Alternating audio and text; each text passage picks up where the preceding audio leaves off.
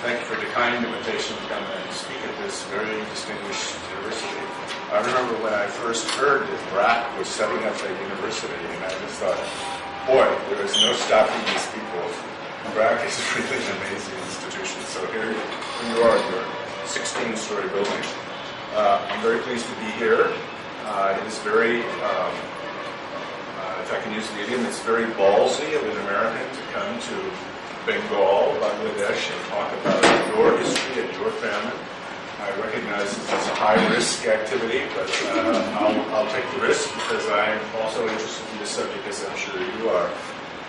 The famine of 1943-44, it's 70 years in the past, at least 2 generations, or depending on how you calculate, 3 generations have gone by. It is rapidly passing out of lived memory.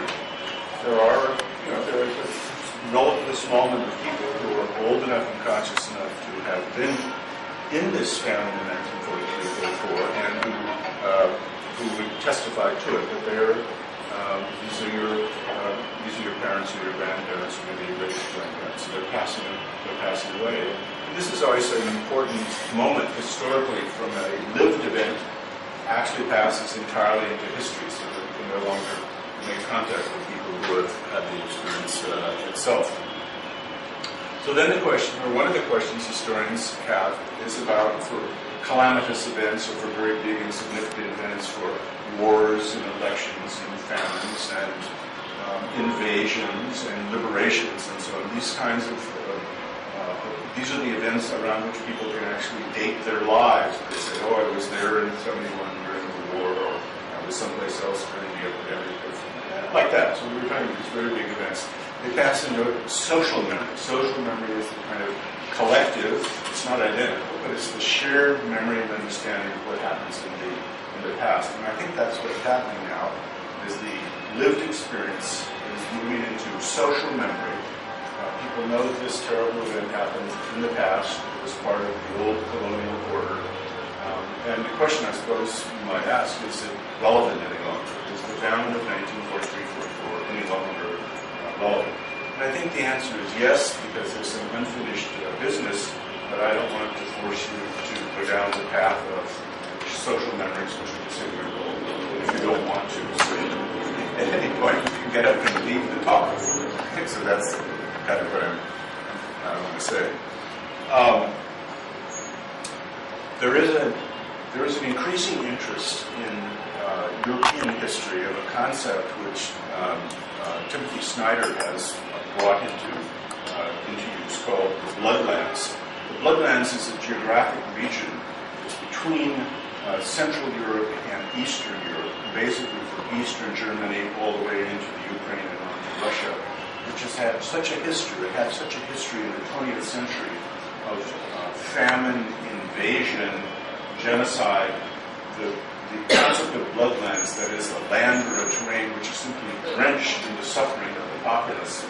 A land which is drenched in the suffering of the populace deserves a concept unique to that kind of history. And Snyder's given this of bloodlands. And I would suggest that in South Asia, Bengal, and especially East Bengal, qualifies as the bloodlands of Asia. The sequence of epidemics, and particularly of cyclones, thinking of the October 1970 cyclone, which killed 300,000 to 500,000 people in 24 hours here in Bangladesh. That certainly qualifies. And the weight of the famine of 1943-44 fell more heavily on East Bengal than it did on West Bengal. All parts of Bengal suffered from this, but this is a source of uneasiness and ambiguity. People are not quite certain what they should remember about it or what is true. So I think what I'm going to do in the next, I'd say the next 20 minutes, is kind of remind you of what happened. Maybe that's the simplest thing to do, what historians agree has happened.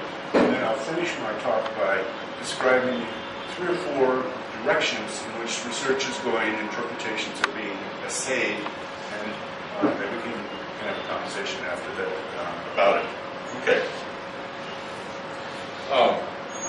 What was the Bengal famine?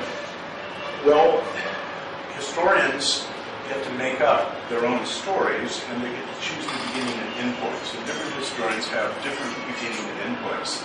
The narrow story, the beginning is the elevation of the price of rice in the marketplace across Bengal, which begins in earnest in the first third of 1943. The first third of 1943, rice, the poorest quality of grain, the price begins to rise 5, 10, 15, 20, 30 times the normal price. Rice becomes scarce in the marketplace across Bengal, and the prices are shooting up, and as a consequence, a great number of people cannot afford, who depend on the market, cannot afford to buy rice, and they begin slowly to starve. That's a process that we'll talk about in a minute.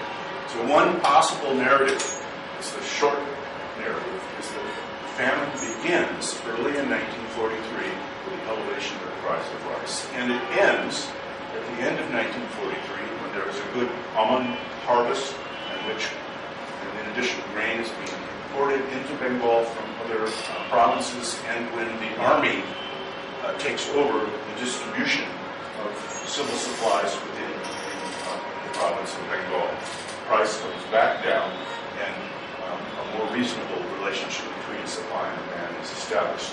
So that is the short, and I say a short and sweet version of the famine. It's approximately 6 months long. It's related only to the price of rice.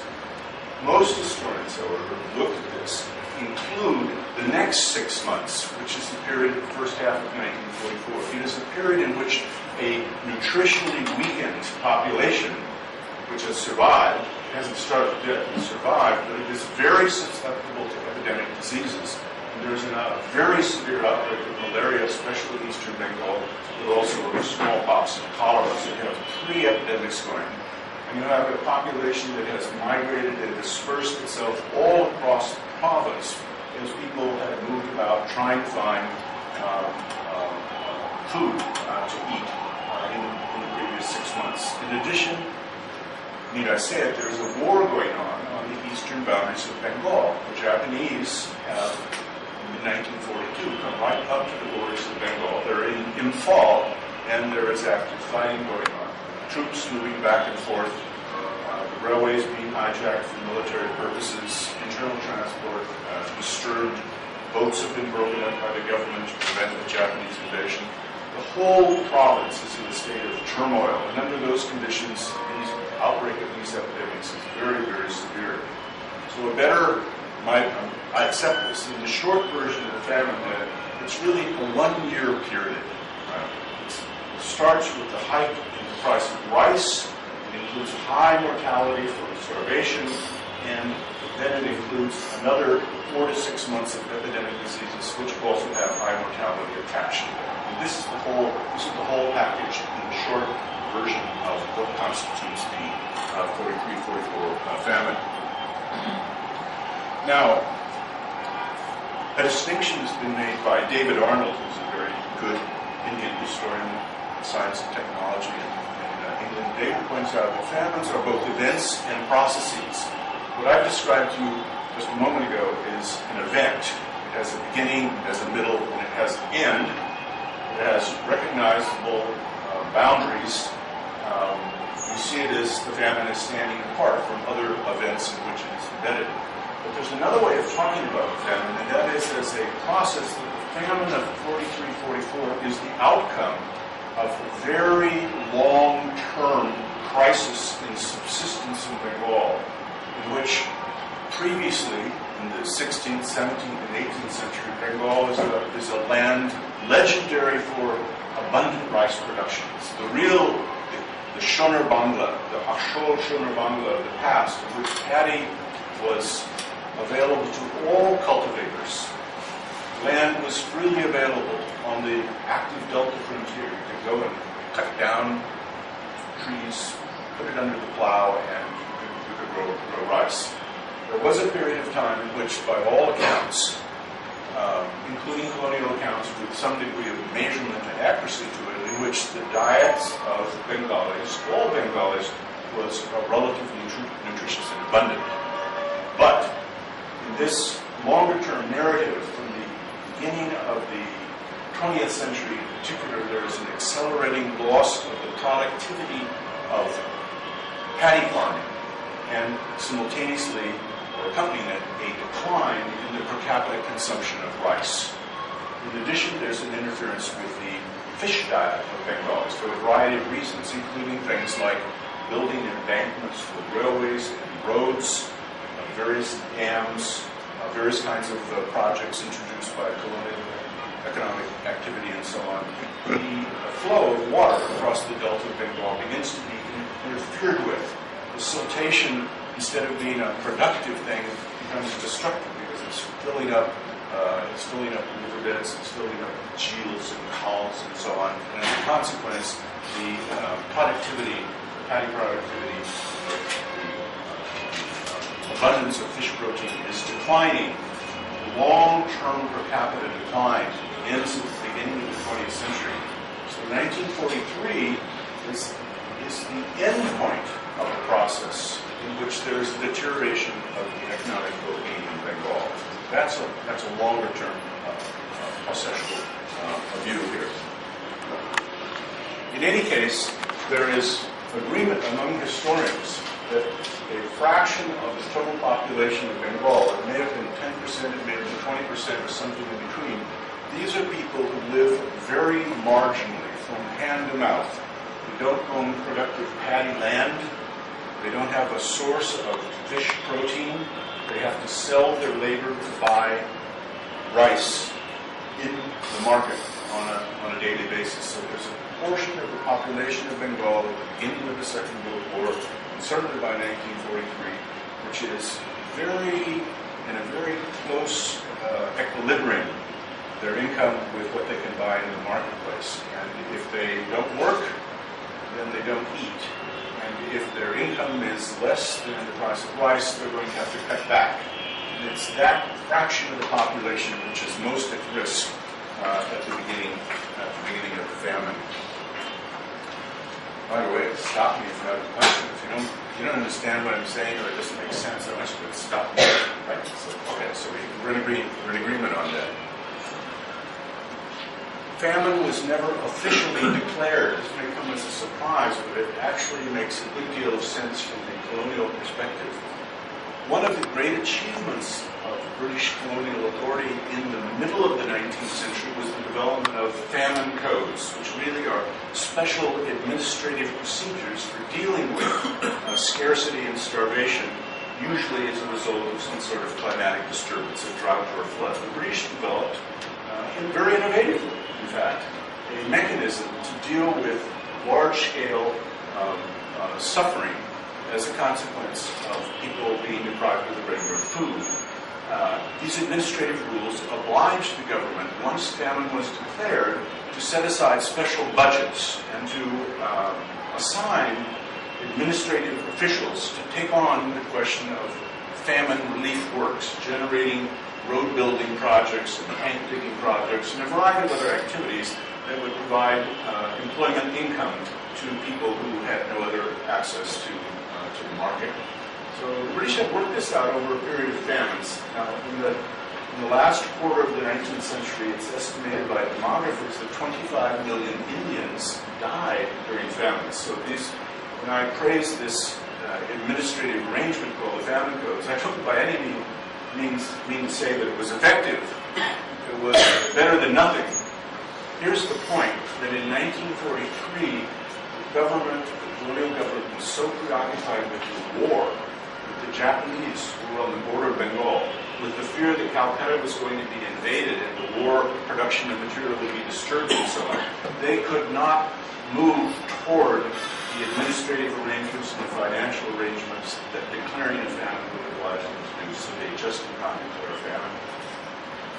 Famine was declared openly. People openly talked about it in the middle of 1943 when the Statesman, which is still a leading newspaper, English language newspaper, that was British-owned, had British publishers at that time, British editors and so on, that they were extremely critical both of the elected government, it was the British Project Party led by Fazl Haq, H.S. Shirawardi as the civil supply minister. So you had essentially a Muslim political party in charge of the province during 1943. But all the functions of government, the real levers of power, colonial levers, were in the hands of Europeans, because for them, the main thing was the war. Britain was fighting for survival. Britain was being bombed. Invasion was, the mentality of Europeans was that we have to defend the motherland. And the cost of that, of course, was very, very grave in its impact upon Indians, especially on Bengalis. So I've already mentioned that starvation-related epidemics should be included in the understanding of what constitutes a famine, and therefore we're going to push the boundary of the famine deep into 1944 and include mortality from epidemic diseases, even though the price of rice and the availability of rice have come back now into the normal range. Now here's a question. I told you that historians get to invent their own narratives with their own beginning and end. Some people argue that the famine of 1943-44 has never ended. That is, that what happened in 1944 revealed the underlying poverty, lack of guaranteed subsistence arrangements for millions and millions of bargadars and bagchashis and people who do not have regular access and control of the land and so on. And the conditions for the famine are always there lurking as long as per capita income and consumption is low, as it continues to be low in Bengal compared with other parts of the world. I think it's wonderful that Bangladesh is now self-sufficient in paddy. This is great. I think exports are being talked about. Bengal, Bangladesh will begin exporting paddy. This is good. This is a good sign, and it can only get better. This is the new brave new world that we live in. But it can be argued that there never was a return to the status quo ante in 1944, and that the conditions that were revealed by the famine continued for many decades to be characteristic of the region. Okay, now when we talk about those people who were susceptible, who were at risk of starvation, we can be a little more specific about it, because in addition to some very good journalism, some very good journalists all across Bengal, both in Bengali and English language sources, who describe pretty carefully what they saw. There were a lot of first-hand testimony by journalists, but we also have some sample survey work done by Mahalanobis, the famous PC Mahalanobis, the Indian Statistical Institute, a friend of Nehru and so on, who had good survey methods to use in rural India, real smart guy. They did several good studies, so we have a good notion of it. And these are the people who were at risk: fishermen, sharecroppers, landless laborers, abandoned women, widows, mothers, and children, and singled out poor Muslims in those particular districts. That's not a sociological statement, it's a religious statement. Last question. Your point 4 about poor Muslims in Dhaka, Puripur, yes. and Northern districts, how does it differ with the first 3 points? Well, it doesn't actually. In fact, these, if you look at it, these could be credibly called occupational categories, right? Fishermen, sharecroppers, landless laborers. Actually, to be a sharecropper it means you're a cultivator. That's the definition. But you have a certain tenurial relationship to the land. Landless laborer is someone who does anything that he is asked to do for a daily wage. But this is the outcome of a process. That is the process of abandonment. So it's not really a occupational definition. And poor Muslims would include all of the above. And the only reason I put it in here, I should put it in quote, because some of the observers noted that in those particular East Bengal districts, poor Muslims, that is to say, the peasantry of East Bengal, not Hindus. In other words, Hindus were not included in that. So this is a religious marking which the observers made. Now, if you're not happy with that, we We can go to work and say, you know, well, why would anybody make an observation like that? Sorry, Yes. can I get this up? Yeah. If it was necessary to put this religious marker as a category, which is not logically consistent with the rest, Yes. what additional components of the population will it indicate as saying it's poor Muslim, in addition to those that are listed above? I'm not sure. I would think the poor Muslims of Bengal are pretty well captured by these three, right? It might include people who had some, you know, a biga of land, some small quantity of land, but insufficient to maintain the family's subsistence in a time of crisis. So I'm just, I guess I was asking for trouble. I just put up various categories of people that were identified, some of them by careful sample survey work and some by journalist accounts. And I think poor Muslims probably falls into the journalistic case. Rather than the Mahalanovich survey. Yeah. Mahalanovich would not use a category like that. I should have thought that Mahalanovich would certainly not do that. He was much more careful. And then beggars. Now, all of these people have one thing in common, is that they have no access to cultivation.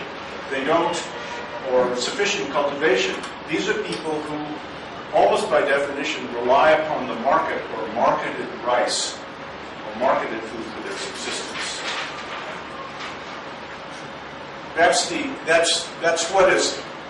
That's what's important about them to note. I'll tell you something quite fascinating. I've had a number of conversations with people, mostly professors in the last 3 years here in Dhaka. And just in the course of the conversation, people said, oh, we have a few bigas in Norcal area, we have a few bigas in Peshawar and so on. This habit of middle-class, intellectual, knowledge workers still having some bit of family land someplace in rural Bengal is quite remarkable. There's nothing like it in North America. I mean, people working in Manhattan, or people working in Washington, or people working in Cincinnati in the knowledge field do not have a farm someplace at a distance. Whereas it seems to be much more common in Bangladesh than I had any right to expect. Don't think that's comparable, really. But you can talk about it. It's not. I mean, we should. But what I'm saying is, people may know in North America that they come from a farming background, but they don't have a couple of acres out there. So that growing food. We all come from farming backgrounds. We all in Bangladesh come from farming backgrounds. So therefore, our home, our notion of home is always a rural notion of home. But it catches the notion. You're talking about 3-4 generations of capitalism over there. Okay. Yeah. But here's my point: is that home has some paddy, some kosh land associated with it. Yeah. Okay. Good. I made the point. Not No. land.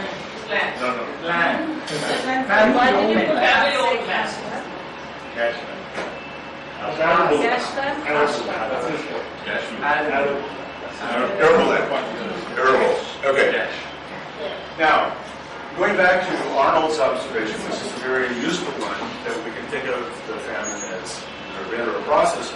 We can also invoke this idea of process, not necessarily in the century-long deterioration of the well-being of Bengalis, but in the shorter run. Within the 12 months that we said constitutes the famine, you can see, if you look into the accounts, both in the newspapers and in personal recollections, which I collected in villages by going out with an assistant, this was some years ago, there is a process, a gradual process by which people's well-being deteriorates. And I've just listed what appears to be a sequence, although they are not discrete. They obviously overlap. Some people took categories and so on. But kind of interesting. The first stage of this is impoverishment, because people start selling off their assets so that they can buy rice in the marketplace. Economists would instantly recognize this, right? They're exchanging entitlements for being security. Okay. So people sell their cows, they sell their bangles, they sell their brass utensils, their bell metal, whatever they have. But remember what's happening, the price of rice is going up, and all these people at the same time are selling their assets, so the price is going down for the assets. price of a biga of land is plummeting during the famine. At the same time, the price of rice is rising. This is a reverse scissors. This is an appalling situation. And what you thought you had some value stored in your implements or your bangles or your land isn't accessible to you in the moment when you need it. This is the worst of all possible economic dilemmas. A second stage of this collapse of patronage and employment. A lot of the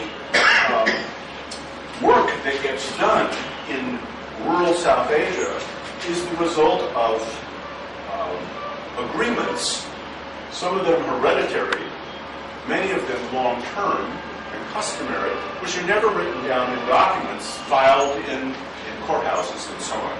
But they're customary agreements about, I will work for you, you will pay me this much, I will work you for the whole season, and then at the end of the season, when the harvest is being split up, I will get a portion of it, and so on and so forth. All these sort of customary understandings and arrangements, many of them embedded in religious notions of devotion or protection. It's very, very interesting anthropological striation surrounding all of this. These bonds begin to break and snap as people pull back from their sense of obligation. People who have rice become very careful about it because its value is shooting up.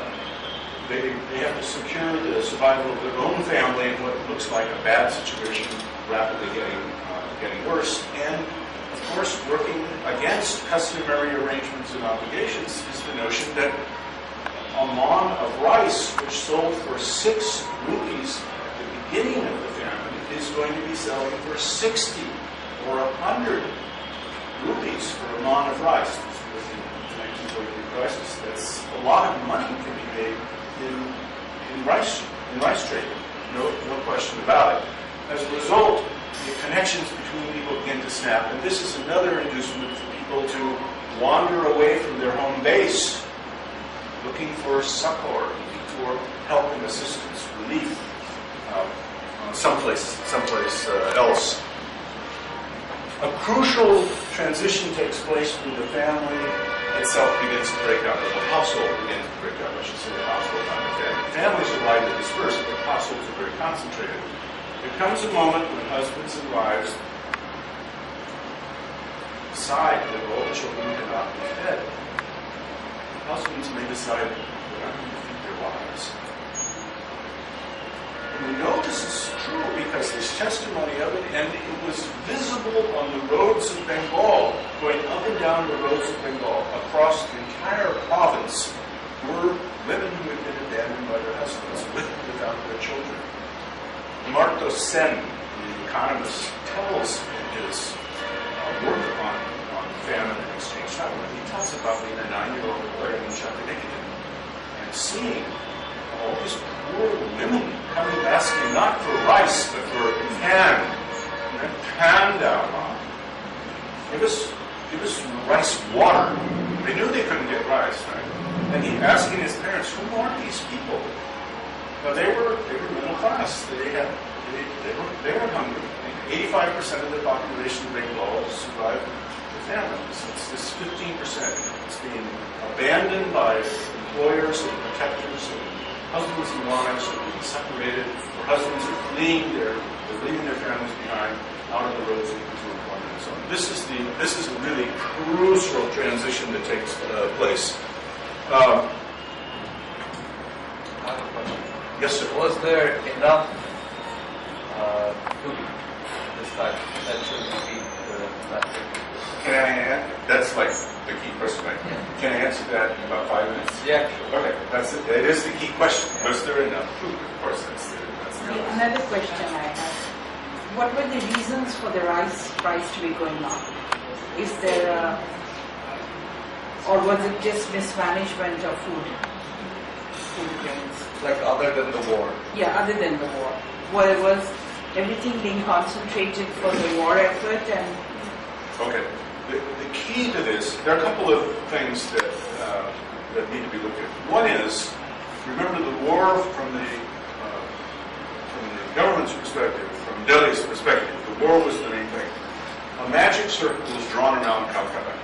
If you were employed in Calcutta, arrangements were made to supply you rice regularly at a fixed, low, affordable price.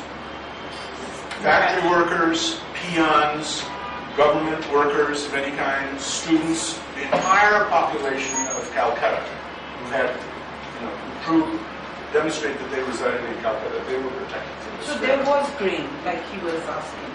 There was food. There is But grain. why was the But price going But the government takes on the responsibility of supplying the grain to Calcutta. So the government gets into the business of buying and collecting and distributing and rationing grain in one of the largest cities in India. And it is sending its agents, or is working through the large grain merchants, to scour the rest of Bengal looking for grains. So the attractive power of the capital is pulling grain by raising the price in rural areas. And ordinary cultivators suddenly realize, my God, it's like gold. If it's going up, if it's doubled and tripled in the last week, what will happen in a month? They're holding it back. There's a holding back. The arbiters hold it back in the wholesale market, but eventually the primary producers, the controllers of the crops themselves, who have any excess rice, they're holding back also. It freezes up. The word of the British food minister, L.G. Fennell, says the market freezes. Well, markets don't freeze. People behave speculatively, and that's market activity. Right?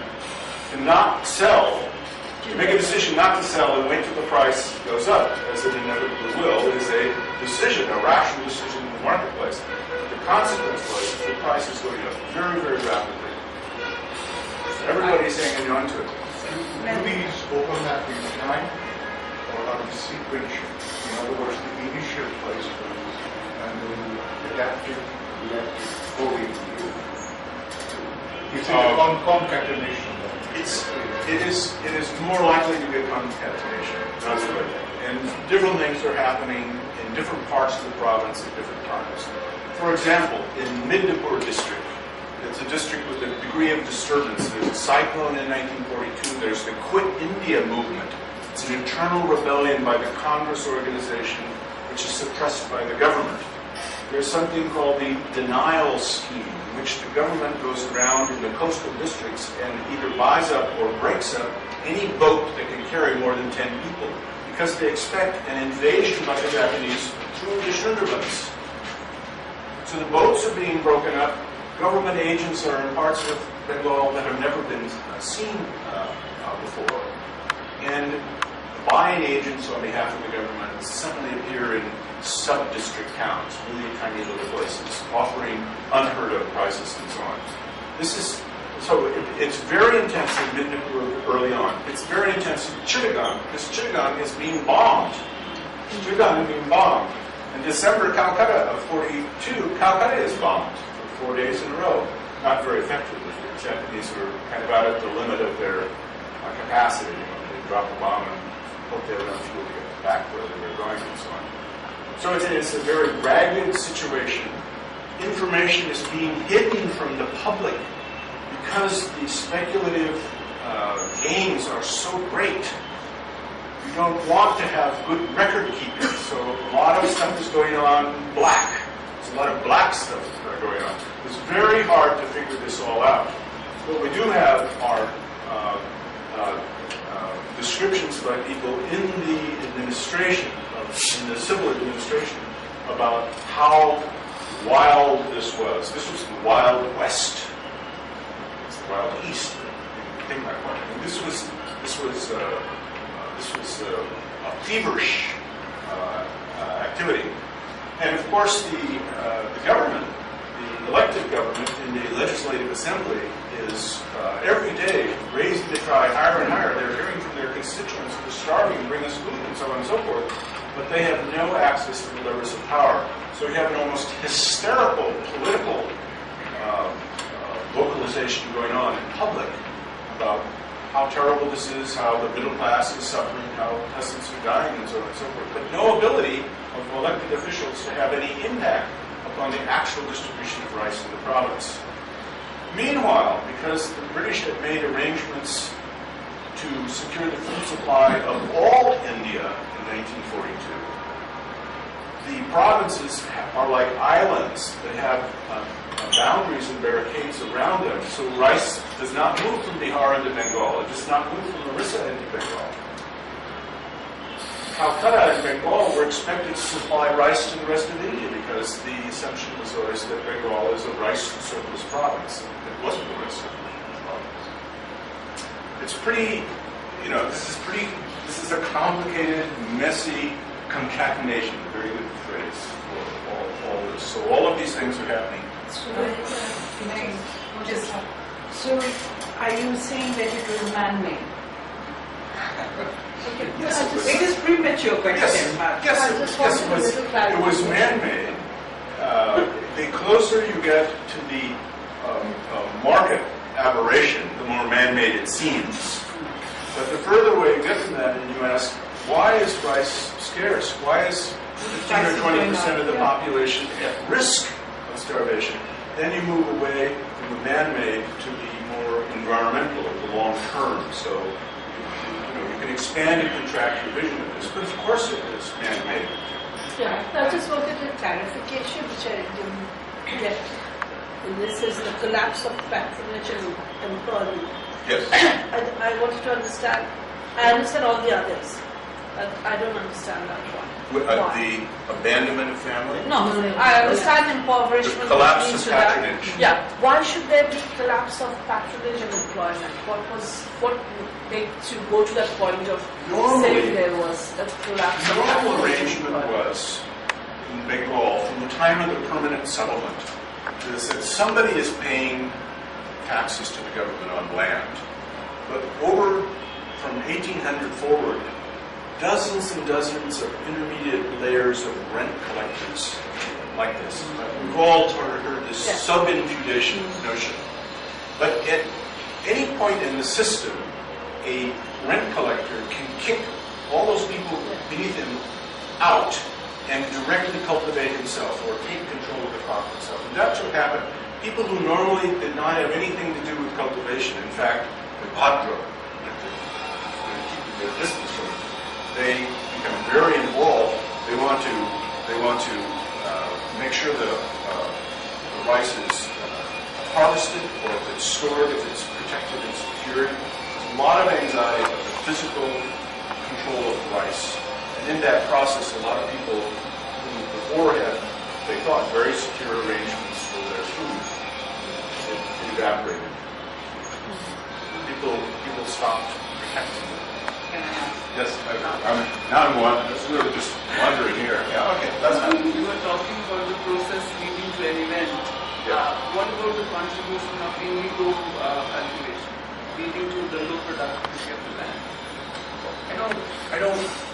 I don't think indigo is very related to this. The thing is, when you start talking about the late colonialism, that's what we're talking about, is the madness, the sort of criminal world of late colonialism, in which such an event like this can actually happen. It opens up the discussion of the colonial impact upon India's economy in general. And you certainly then can go back and talk about the way in which colonial capital forced people to divert land from crop production into cash crop production, with always the risk that in a crisis you can't eat indigo. You can't eat sugarcane for that matter.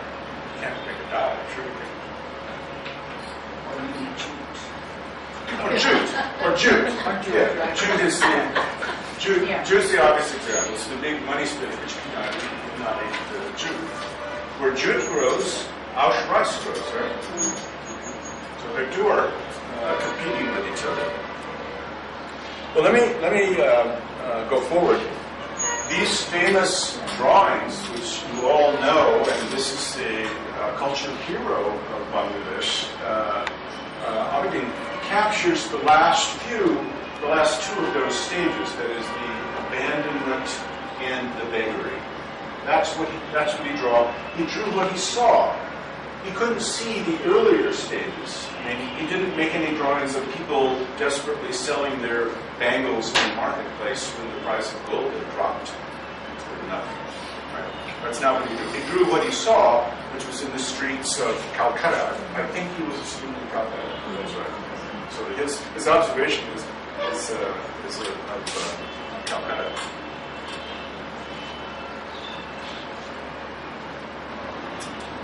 So, how disruptive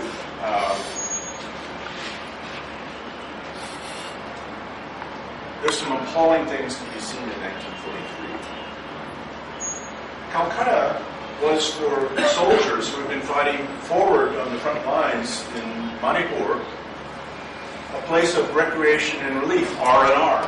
American, British, and Indian soldiers were in Calcutta going from bar to bar and restaurant to restaurant.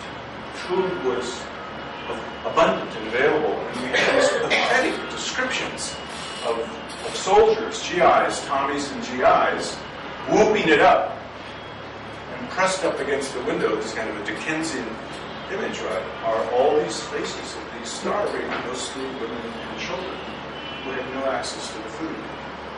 And starving people behind the restaurants, pawing through the garbage, looking for something to eat. So in that sense, while the economy was in the world economy was in complete chaos, Calcutta was protected. And inside, if you were inside this circle, life seemed reasonably normal. A very scary notion. So I've told you about, in September, the Statesman brought out a special edition. The editors of the Statesman said enough is enough. And they brought out an 8-page supplement with photographs called Maladministration in Bengal, and they said, there's a famine, the worst famine that we have ever seen in our lifetime. We've never seen anything like that. And they published page after page of photographs, irrefutable evidence. And these pictures were circulated globally. I mean, they went into the wire services and were seen around the world. And it was an interesting moment in which one branch of the colonial apparatus, that is the journalists, the media, the high-tone English language media, turned upon the colonial administration and said, you guys have really, really messed this up. This is really, really tragic.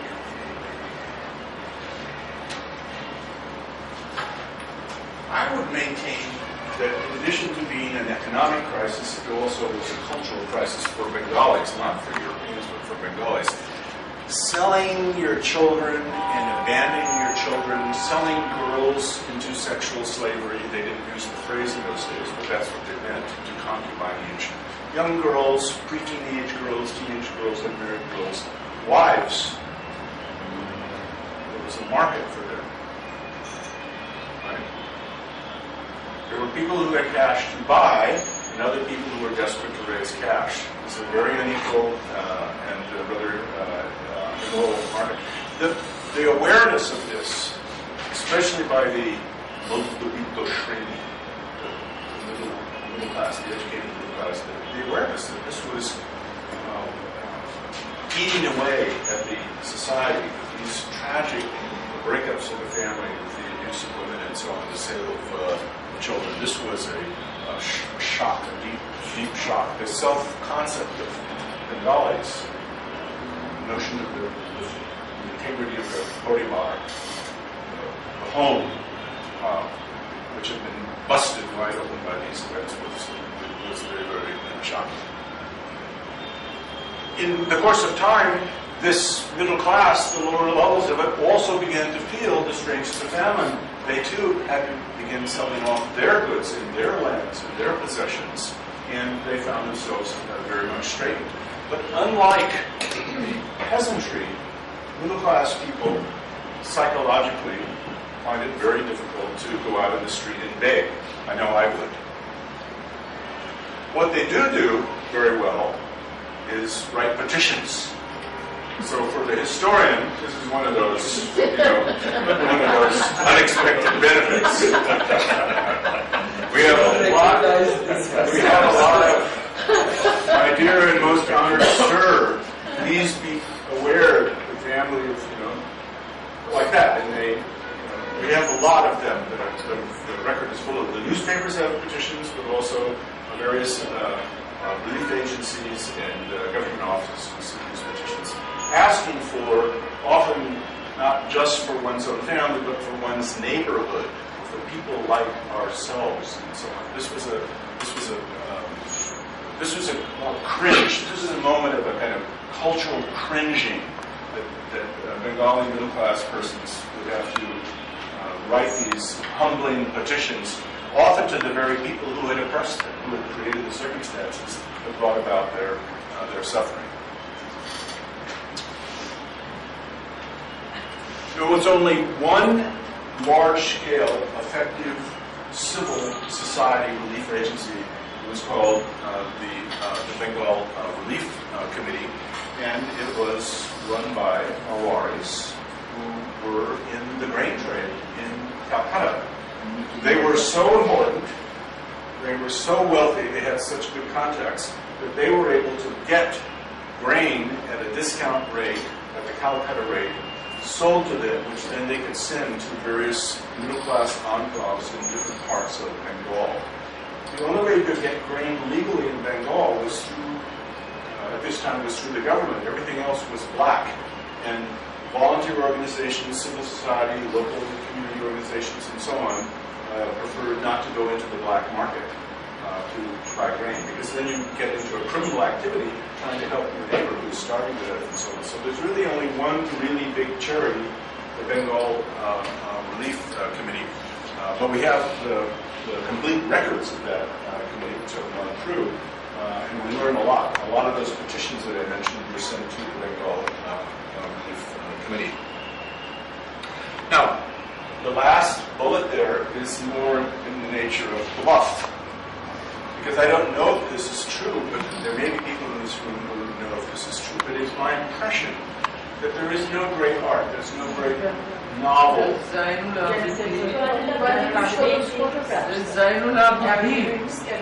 I would not call that great art. I would call that.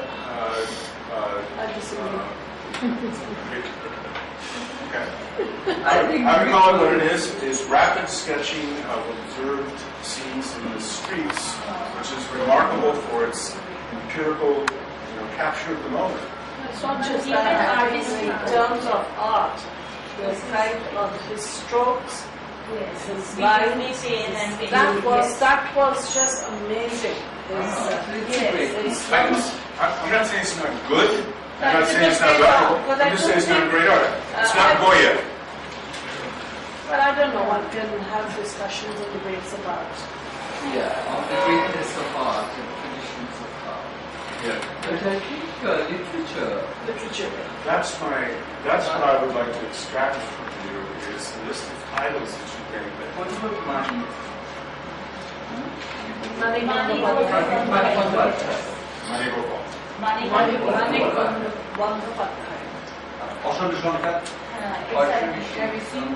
I've seen the film, of course I've seen the film several times, yeah. A novel on which it is based, which is on hunger. There's a short story. What's the title?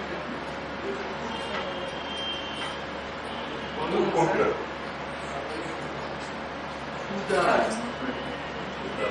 The short stories of Famine Codes definitely go on the Bengal Famine and the great modernist fiction. I'm happy to be corrected. I'm happy to be corrected. I want to know what is the literature?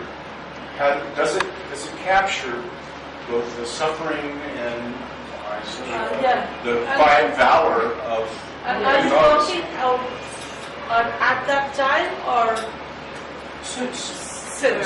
Right. Then Shurja Digal Bari. That's one of the Please, madam, please take a piece of paper and carefully write these down. Put them into the hands of the points you're already reading out, writing it down. Great. If I abase myself, you will turn And songs. Yes. And songs. Come to the Famine Codes, short stories have been translated. May I say, is there enough of this art at the time and since in every medium to have a small conference on the artistic impact of the Bengal Famine of 1933? Especially music, theatre. Okay, so we'll talk about that. All right. Let me push on here. Let me push on here. At the end of the famine, there was a demand from the public that there be a Famine Commission report because every British famine in the past had created a Famine Commission report. Some of them are great documents of colonial administration. I say that not to approve the colonial order, but simply to point out that some extraordinary people were involved in the whole imperial activity. And some of those Famine Commission reports from the 19th century are wonderful, wonderful works of analysis and observation. This was not that. The government did not want to have a Famine Commission. They brought in a judge, John Woodhead, who was not familiar with India at all. It's like bringing in Macaulay, a judge or something like that. They brought in John Woodhead. They held a month of hearing with numerous witnesses, and then they suppressed the evidence documents. The members of the Famine Commission were ordered to burn the documents, but one Indian member of the commission, Nanavati, held his papers out. So we have them. They're in the British Library. There's probably a copy of them in Delhi. I think there's a copy of it. I've only seen them in the British Library. So we have the testimony, and the testimony is overwhelming about the incompetence and the incapacity and the callous indifference at a variety of levels, both Indian and European, that allowed this famine to go so far and to produce so much ruin. But the version of the event of the Famine Inquiry Commission, it's very much in the nature of the event. It lasts for the period of the high price of rice, so it's basically about 6 months, a little bit more of that. And their argument in it is that there was a scarcity of rice in Bengal. Coming now to the questions you asked a moment ago. Yeah. The official version is there was a scarcity of rice. Imports from Burma were cut off by the war. Burma had been supplying 3 to 5%. Just Burma always filled up the gap of declining production in Bengal. And once the access to Burma rice was cut off, then that sort of sealed the fate. This was the argument. So if you take the total population of Bengal, the total amount of rice calculated by the Woodhead Commission, there's a deficit. Okay, so there's not enough rice. That's the official version of the Famine Commission. It does point out the malbehavior of the market, and it calls for various administrative and criminal changes that would make it impossible for a dozen large firms to control the subsistence of 60 million people. Before you move the Yes. vision bring in, and I was thinking that probably you would, that there was a ban on movement of grain from one district to the other. No, he talked about provinces. I'm talking about within Bengal, Yes. within the districts, from Singh to Dhaka to all that. In effect, the grain trade was, it's the wrong term, but it was nationalized during this period. That is to say, the government rapidly passed legislation that made the entire control of the grain trade a government responsibility. And the government then would go to grain traders and induce them by various means to use their facilities, their go-downs and their boats and their weights and measures and so on to achieve the desired result. But that's right, you could not bring a boatload of paddy from Jashore to Calcutta by the back way. That would be considered black market activity. You could be arrested for that. So Can you yeah, do it now? you can't do it now. Because the law still separate. But the law is still in place. They never repeal it. No, It's very difficult to get a large quantity of petty from one. You have to have some kind of license or something for a trader. As an individual, if I bring a lot of rice from out of this,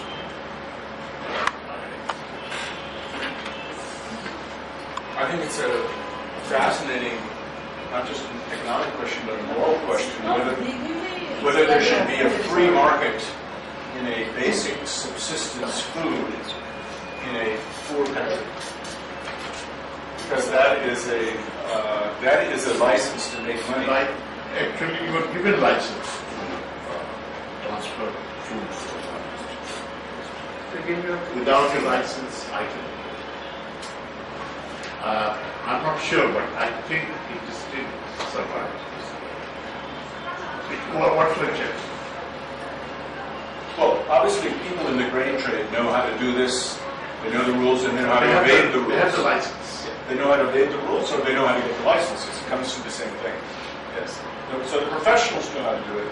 The gifted amateurs would have it. Ordinary citizens. All right. All right. This is the revisionist view of the famine by one of the most famous economists in the world, Amartya Sen, of Bengali, who, as I said, as a child witnessed the event and made the economic conduct of buyers and sellers in a time of scarcity a new field of economic inquiry. Really, Amartya Sen invented a whole new area of economic research and economic thought. And that wasn't the only reason he got the Nobel Prize in economics, but it certainly was an important part of it. But he uses a terminology, failure of exchange entitlements, which I've always thought obscures what he's trying to say. He's an economist, so he's going to think up some way to express it. But here's the essence of it. Starvation means that people don't have enough to eat. It does not mean there's not enough to eat. So there's a mismatch. Famine comes about in his view, starvation comes about in his view, by a mismatch between the supply and the consumers who need that supply. Why is that?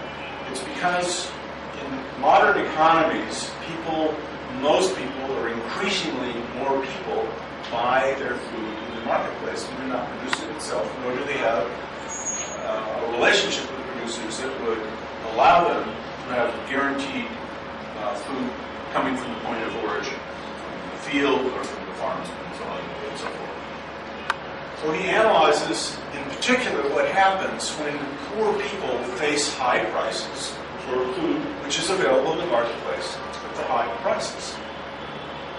If you don't have cash, and you can't raise the cash, and you can't sell something for cash, not even your labor, because no one's buying your labor, you have nothing to exchange for food, which is sitting there. It's right there, right in front of you. But you can't get to it.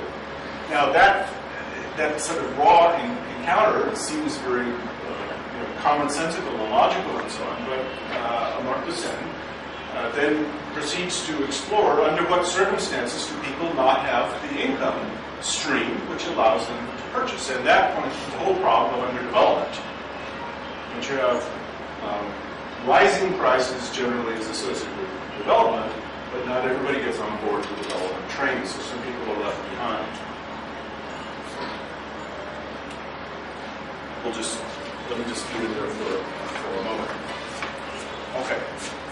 Almost at the same time that Amartya Sen published his book, an obscure American historian wrote a book on it called Prosperity and Misery, and his analysis was not in terms of the market economy, but in terms of what's called the moral economy. Now, this idea of a moral economy is an invention by E.P. Thompson, a well-known 1970s, 1980s economic and social historian of Europe, especially of Britain. And E.P. Thompson argued, and there were dozens of other people who followed in this, that in addition to the formal economy in which you buy and sell things in the marketplace, there's another kind of economy about the obligations that people owe to each other. That we don't just interact with each other as economic actors, we have moral relations, we have love and affection, we feel the need to protect, for example, within the family, in the framework of the family. You don't have economic relations with your children. You may, But in addition to the economic relations with your children, like paying their tuitions and so on, you feed them because they're yours. You nurture them, you love them, they give you love and respect in return. And that's the glue that holds society together. Outside the family, there are other kinds of glues between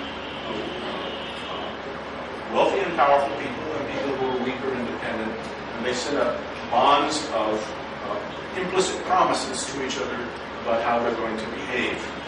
So Reno's analysis was that as the famine proceeded through its various phases that I described to you before, those bonds are broke up, not just economic phenomena, but the intangibles that link people one to another, employers to employees, landlords to tenants, husbands to wives, parents to children. All of those bonds can be seen snapping. They don't all snap at the same time, they don't all snap in the same way, and they don't all snap. Right? It's not as if the family structure is destroyed. Right? But that is the crisis of the family, which is not acknowledged. So that was kind of Reno's take on it.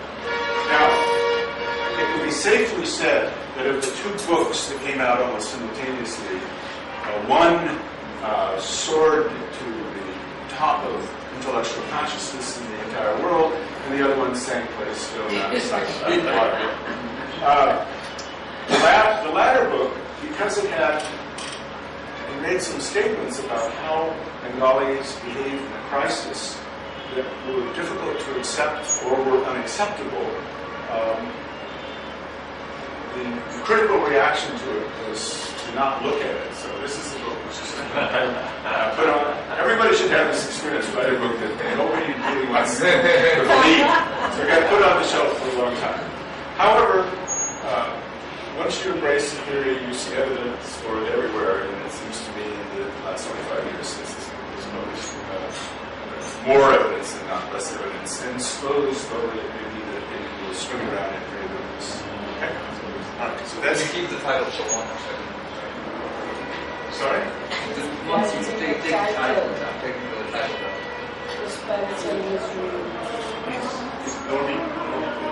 Can I ask you a question on that? Yeah.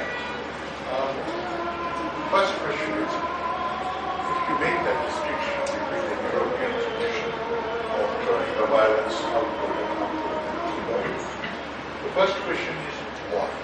Is there an explanation? Is it a cultural one? Is it a military one?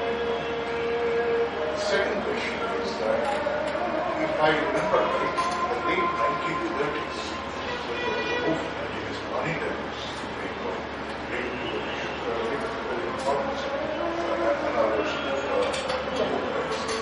There were actually riots, violent acts against money levels and others.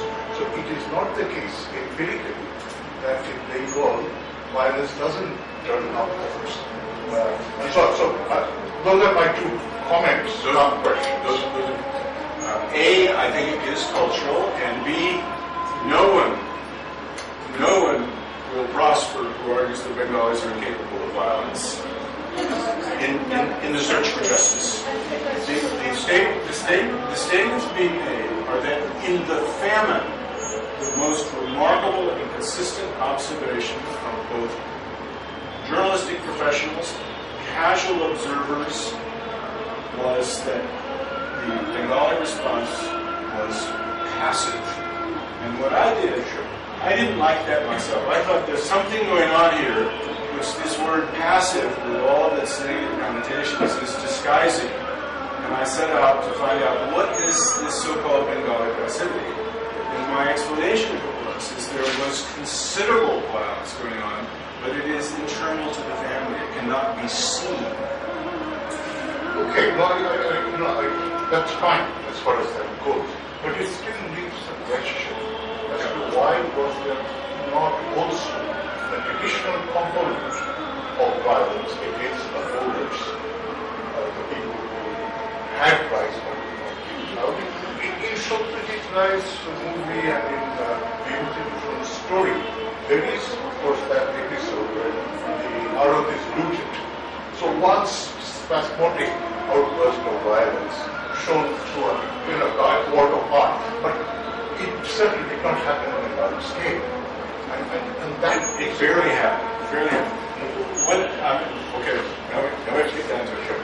You used a very interesting phrase, the term spasmodic, which normalizes or naturalizes anger and violence when a grave injustice is being committed. And the modern world has internalized the French Revolution. That when there is injustice on a great scale, it's historic in its excess, people will rise up and cut the heads of kings off and so on. We all internalize that.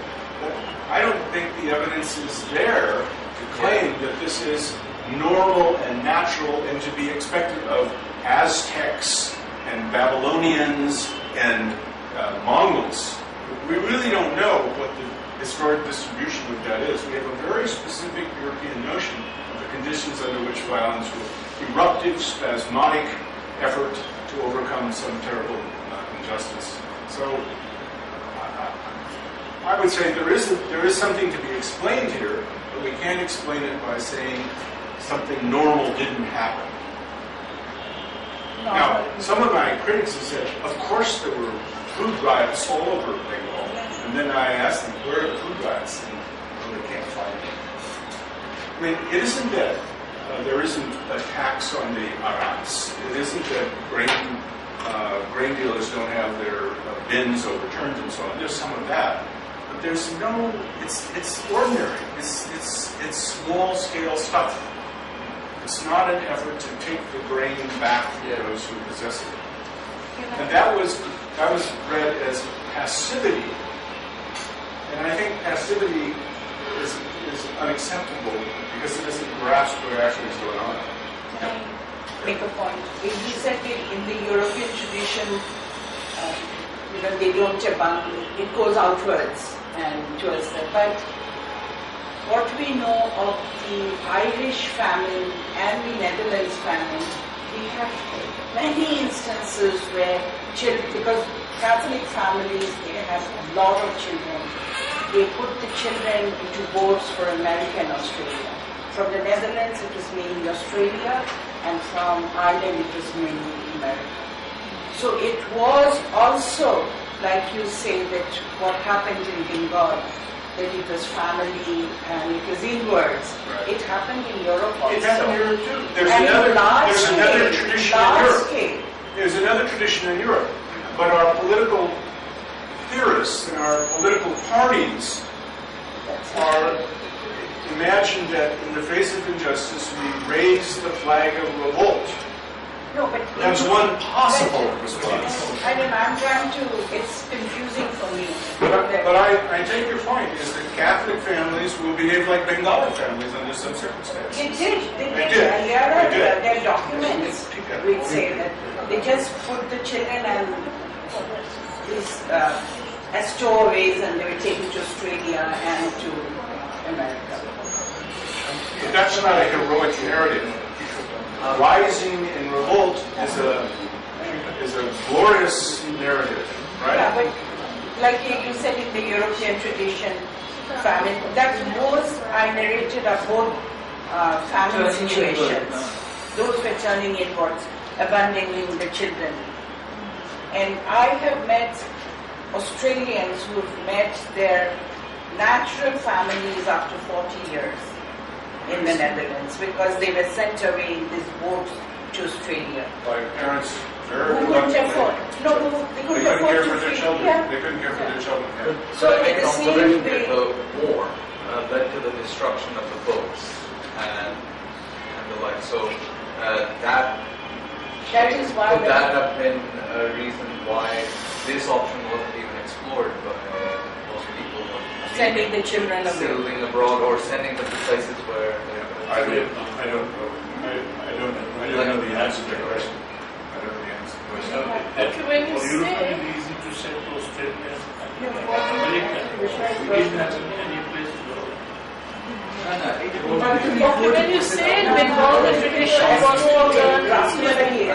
When you say the slide before, it was to turn violence inward and downwards against clients and dependents. What kind of violence then are you talking about? Is it the violence of the... It's the violence of abandoning. Yes, Like abandoning your family. Abandoning your family, you do this with the knowledge that you're not protecting them those any who longer. used to work for Yes. you as your Yes. dependents. You Your don't- dependents. Okay, I just want to ask in relation to this, but also to what you had stated before. In Bengal there has been this tradition of the peasant movements. And they were, I'm not very sure that exactly at the time of 43, 44, how strong the peasant movement was. But I know that just prior to that and just after that, we know all the peasant movements. I'm not sure, so therefore I cannot talk about it. But the peasant movements just prior to this, just You raised something very interesting, and let me point out, which I think you all know this, but it may be relevant. In this period, the Communist Party of India is pro-government. Pro-government. Pro-government. Yes, yes. Because Britain is fighting Hitler, and Hitler has invaded the Soviet Union. Therefore, good communist organizers are rallying peasants for the British success and do not raise the standard of revolt. It's the Congress that's in jail, not the communists. The communists are out. Muslim League, they're out in the government. Yeah, but remember the peasant movement began as peasant movements, then taken on, the leadership was taken on by the Communist Party. It was not Communist Party initiating the movements.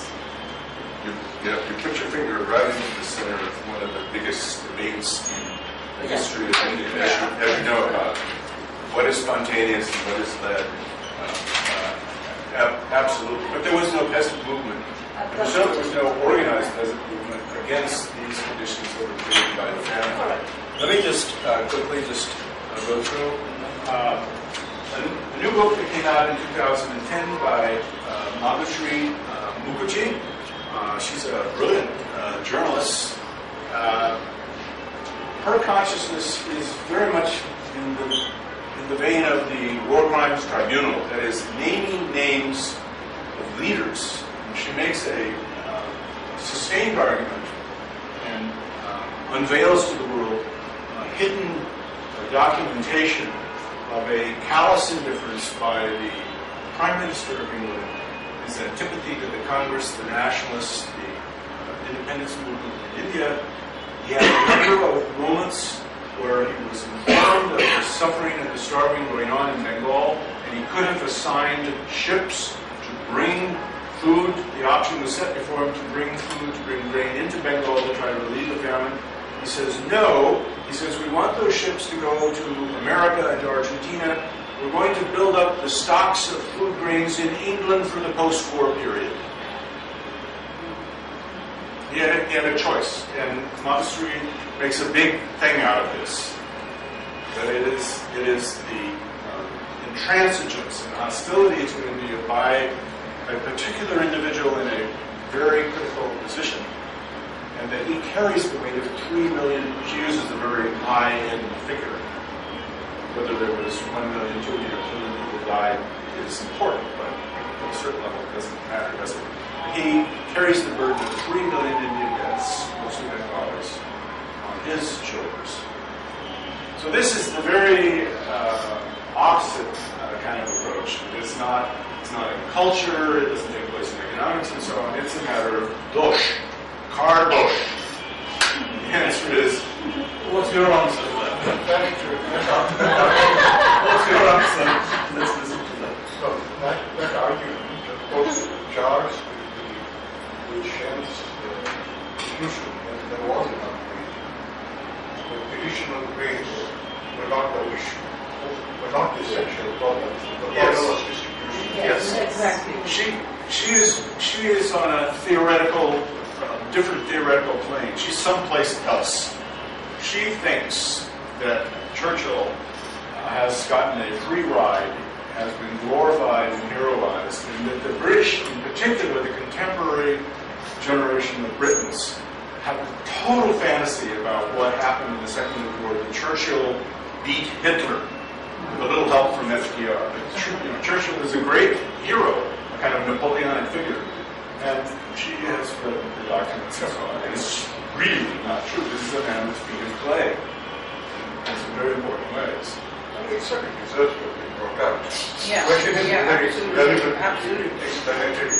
I don't know it's relevant. I don't think the shipping would have arrived in time. The coordination of supplies in the harbor of Calcutta with the needs for the entire province, I mean, it's a logistical nightmare. I mean, if you want to feed 60 million people, you'd better start 5 years in advance. It's not something you do in the middle of the war. Where do you see the role of Subhash Bose in this thing? Because, he's the hero in Bengal rather than Gandhi. You're pulling me out of my comeback. No, because you talked about Congress and Muslim League, the Communist Party all being very pro-British. Well, in this Here, period, the Subhash Subhash is Bose often in Singapore wearing a Japanese uniform, training up the INA, and spouting. But the INA also had their cadres and the people here. That's what I'm trying to. People in Midford talk about listening on the radio to messages.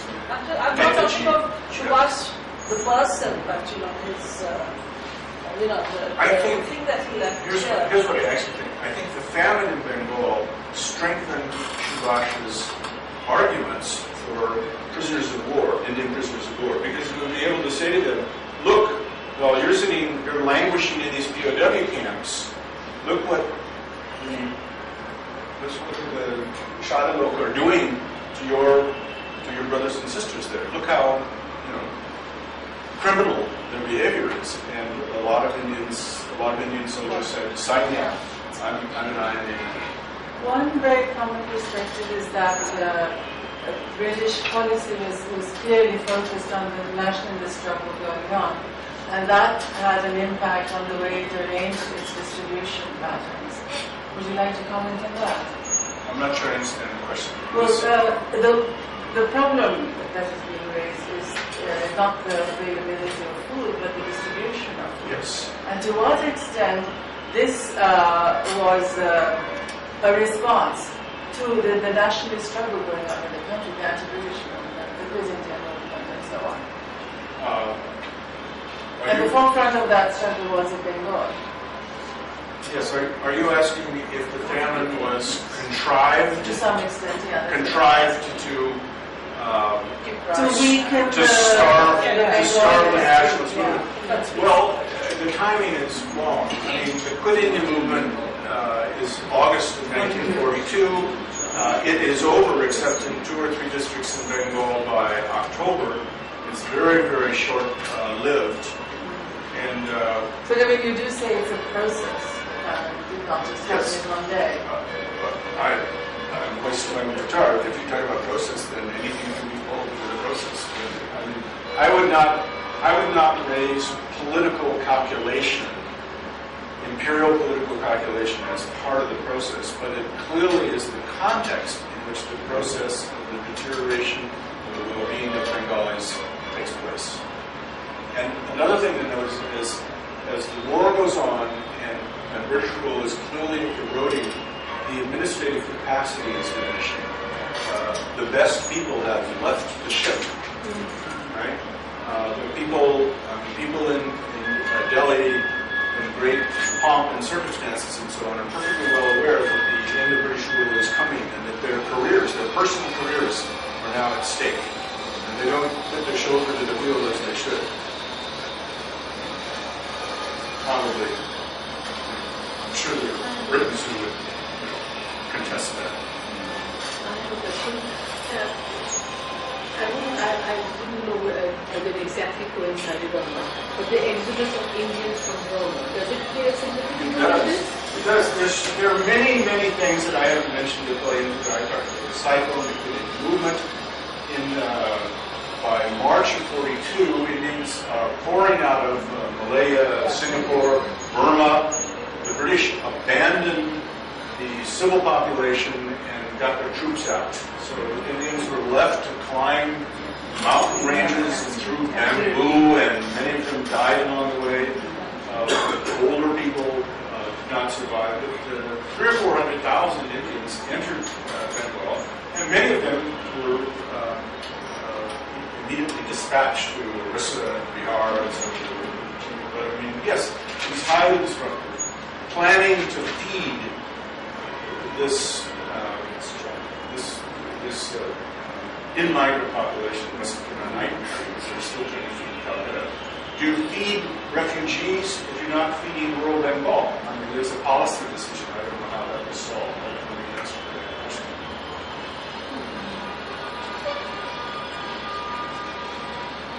I'm sure Babusri in person makes an eloquent argument in favor of the personalizing of responsibility for tragic events in which millions of people die. Why not? You're having a war crimes tribunal right now in this country. You know what that process is. You actually put responsibility onto individuals. And that is a very contemporary post-war trend. The development of human rights law, institutions like war crimes tribunals, reconciliation process, and so on. These are some of the superb cultural inventions of the 21st century. I think we should all feel proud of them. Okay, local boy makes good. Okay? Our very own. Our very own. Our very own. Your very own. Iftikhar Iqbal has it both ways.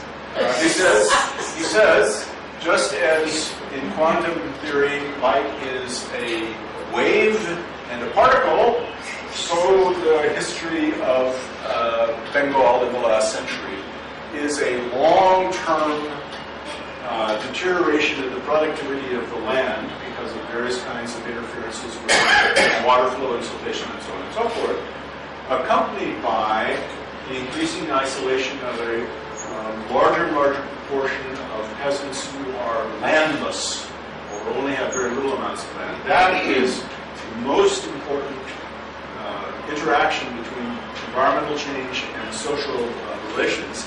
And there is a certain sudden scarcity. There is an absolute scarcity of rice in the market places.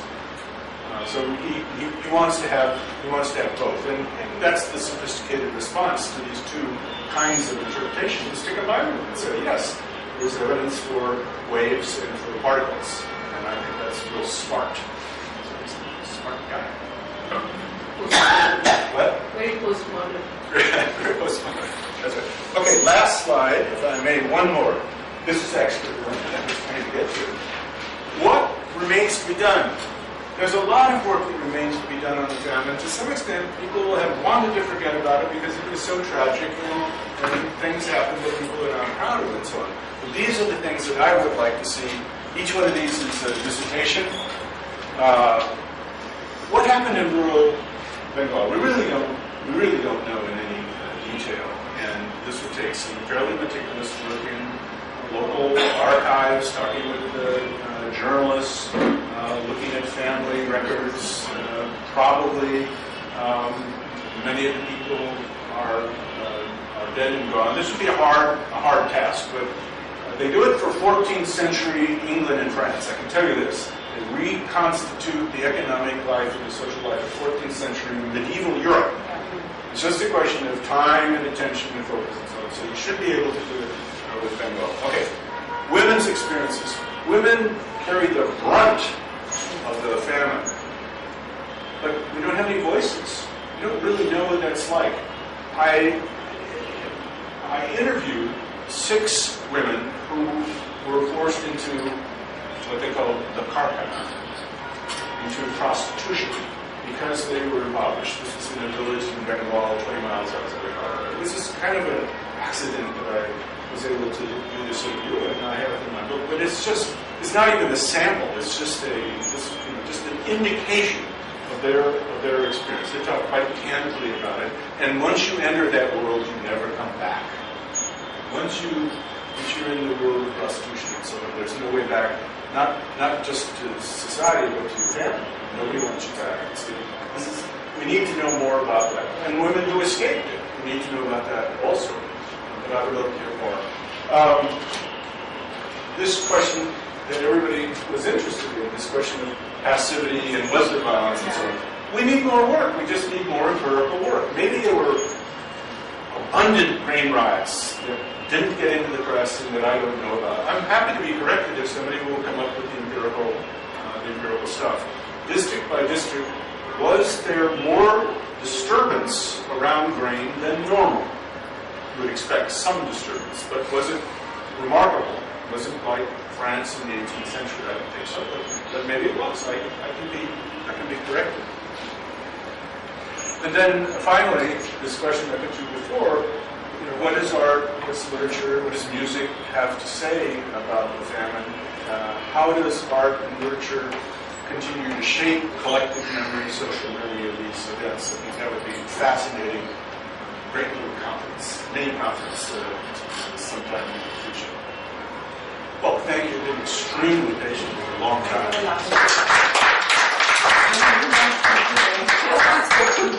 Yes. I'm curious to know whether you are doing work on the 1974 famine of Bangladesh. No, I'm not. Someone should. I'd like to hear about if you are doing in future. It's not my plan. Right now, I'm working on epidemics. I have two balls in the air. So I'm working on smallpox in 1958 in East Bengal.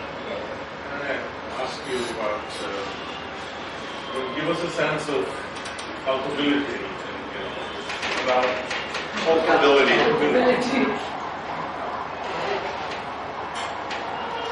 Well, Go with Mother Street.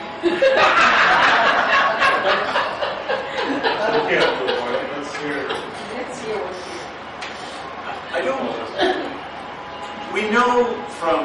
I mean, it's man-made. We establish that. Therefore, hence the question of culpability. Natural forces we won't talk about.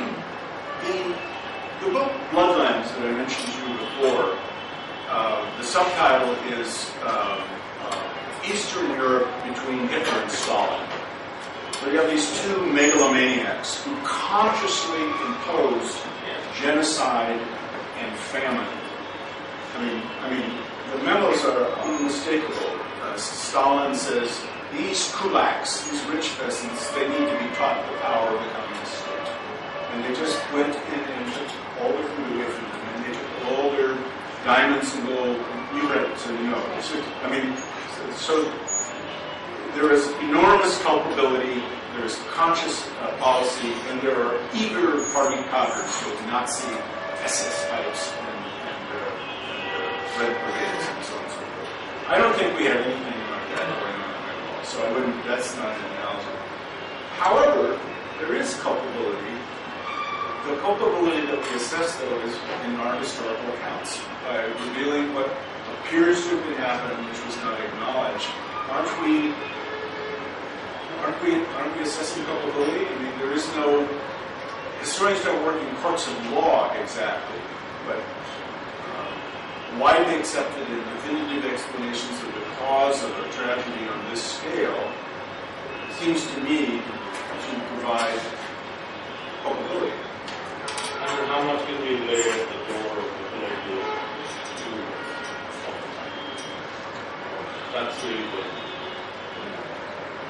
How much of it is stuff that's happened which is beyond the control of those colonial forces, and how much of it was as a result of the policies, activities of those? Well, here's the generalization. I teach the history of modern India. We certainly say this all the time. There is no colonial control of events in India. I mean, the Viceroy and his finance secretary pull a lever in Delhi. Nothing happens. I mean, something may happen eventually, partially, someplace. But I mean, the administrative machinery of the colonial state was not a series of linked levers in some way. And every policy aimed at the British, they aimed to move something from point A to point B, but eventually it goes up to point C. I mean, every single policy effort of the British goes wrong. So the capacity of the colonial state to make anything that it intended to happen approaches zero. They did a good job of robbing them. Yeah, they performed some of the, I mean, the greatest resource in India was its manpower for armies carrying soldiers into Mesopotamia and into China and into Kenya and so on. That was, you can see there a fairly concrete relation between their intentions and what they accomplished. So rounding up Punjabis to go to war abroad, we can say that was a nice, clean colonial act. The rest of it is very messy. Is there a case for cultivating the locals? In other words, the village voters, the paid markets, and so on. I say that because even though there hasn't been much more from the 1974 famine, I remember from my own experience of doing village work then, there were voters. Yeah, absolutely. Well connected to the government of the British Party at that time. So there was culpability of that time. These farmers are like a legend. I'm just asking, is there a case for, linking up colonial culpability with children at the lower level? Okay, I do have a view on this. The answer is, of course. There certainly is something called hoarding. And let us not let the Isfahanis off. Let us not leave the Mawaris controlling the rights trade, these gigantic, nowadays we would call them corporate types, these people at the top with close connections to the government. They're too big to fail, they can get in to see the highest level of administration and stuff. Of course, people working at that level who are doing it for a profit, they have their hands covered with blood in the family question. Businessmen pursue a rigorous business logic. It's about accumulation. They practice a logic of accumulation. Hoarding has a special resonance when you're talking about food. It makes a big difference whether you're hoarding light bulbs. Okay? Someone might corner the light bulb market in Dhaka and raise the price, and people there will be an outcry. The price of light bulbs have shot up. Who are the hoarders and so on? But that is a different moral universe from people who sew up the rice supply, which is the basic foodstuff of the people. And that's where I think culpability, the special standards for people to corner the main subsistence foodstuff. So yes, up and down the line. Business people though, they just do what they do. In a way, they're like ants. They pick it up here and then move it over here. They just pick it up here and move it over here. That's all they're doing. They just accumulate. But also at some point, the fact that there was a war going on, was there any sort of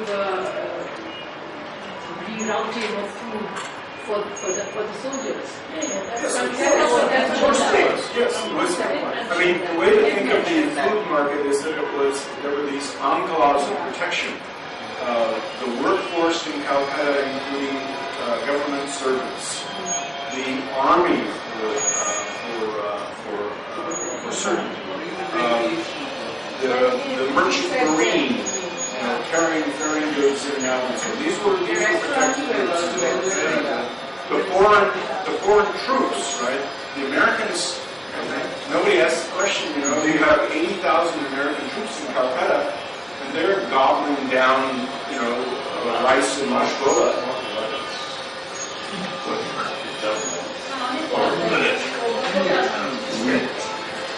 Probably bread. Yeah. There was an argument on that also.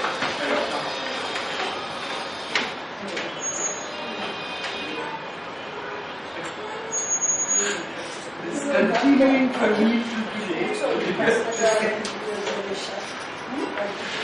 Okay, stop. Yeah, good. Okay. Thank you very much. Thank you.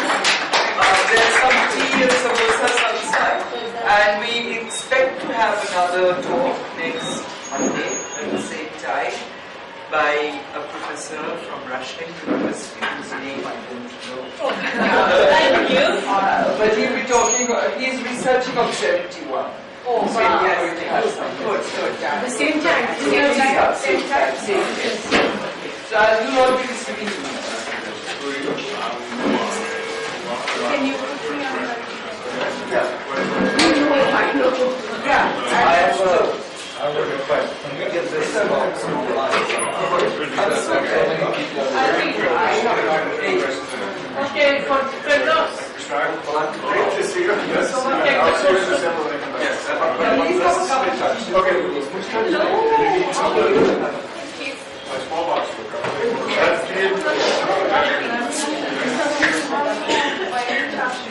Dr. Arno, and he started by CBDRG. I saw your name and heard you said you've been working on reanimation and all. Diarrhea is not in my heritage.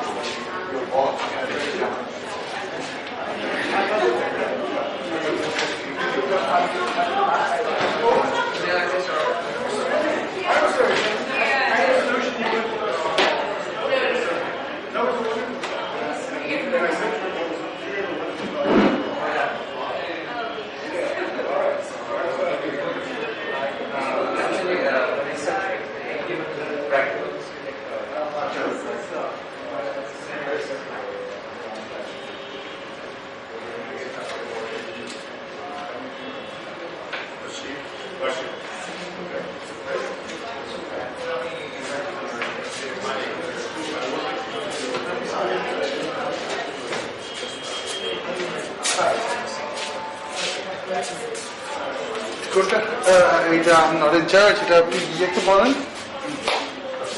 নামকে বললেই হবে yes